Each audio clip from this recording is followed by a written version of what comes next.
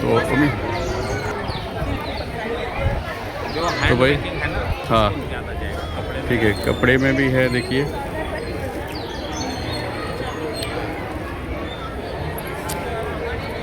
बहुत अच्छा कॉन्सेप्ट है। गवर्नमेंट कहीं ना कहीं सपोर्ट कर रही है ऐसे लोगों को जो वो गांव से हैं और स्टार्टिंग कर रहे हैं अपना नया नया।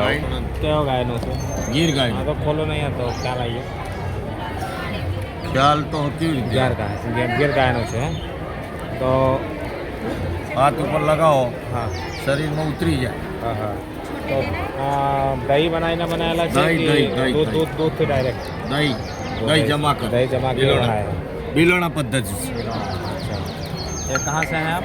साबरकांठा इधर। ओके।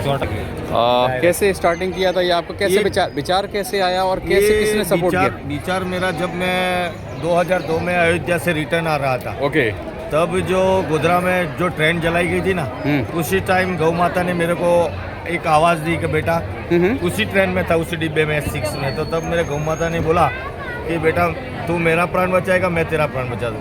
तब से मेरे मन में एक विचार गूंज रहा था, मेरे को छोटी सी गौशाला बनानी है, गौ रक्षा करनी है। अरे वाह। तो हिंदू शास्त्रों में सभी पुराणों या 18 पुराण 4 वेद के अंदर गौ माता का उल्लेख है। तो मैं सभी जगह पर जाके कथाएं सुन रहा था, उसमें गौ माता का अविरत वर्णन था। तो मैंने बोला चलो अपने वेद लक्षणा गौ माता की सेवा करनी है, हमारी संस्कृति को पुनर्जीवित करना है, तो गौ माता को बचाना पड़ेगा। सही है। तो इसी उद्देश्य से मैंने एक गाय से शुरुआत की और गौ कथा करवाई थी। 40 लाख रुपया खर्चा हुआ था। हमारे बिलेश्वर धाम के महंत थे शांतिगिरी महाराज, महाराज जी को मैंने आग्रह किया कि महाराज एक बार गौ कथा करवाओ।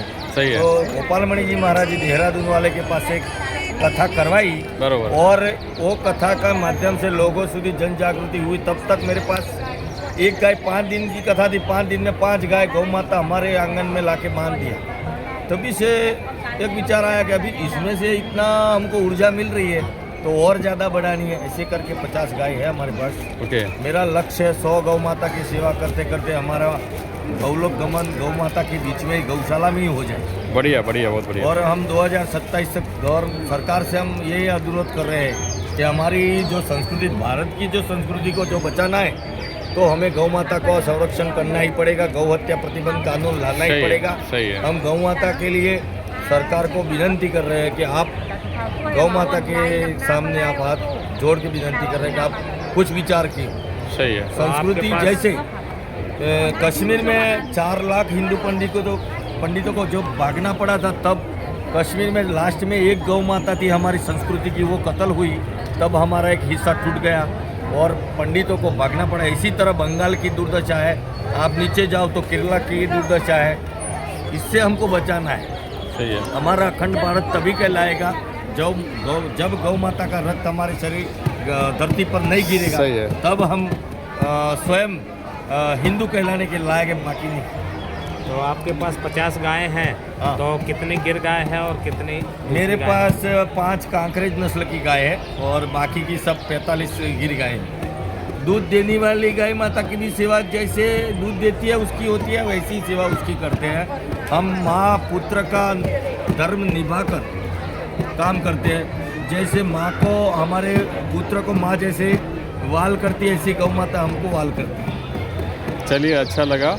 और ये इसमें आपको सरकार से क्या हेल्प मिला? आप यहाँ तक कैसे पहुँचे? सरकार से हमको हेल्प ये मिला कि सरकार ने हमारा जो हम गांव में से पहले हम ऑनलाइन मार्केटिंग नहीं करते थे, और जो हमारे गौशाला देखने के लिए आते उसको बताते कि भाई हम गाय का घी बनाते हैं, तो आप जो देखता था हमारी वस्तु प्रोडक्ट देखता था और उसको अच्छी लगती थी, तब हम गारंटी देते थे कि भाई हमारी वस्तु आप ले जाओ, कुछ भी होगा तो हम बैठे गौ माता का घी खाओ।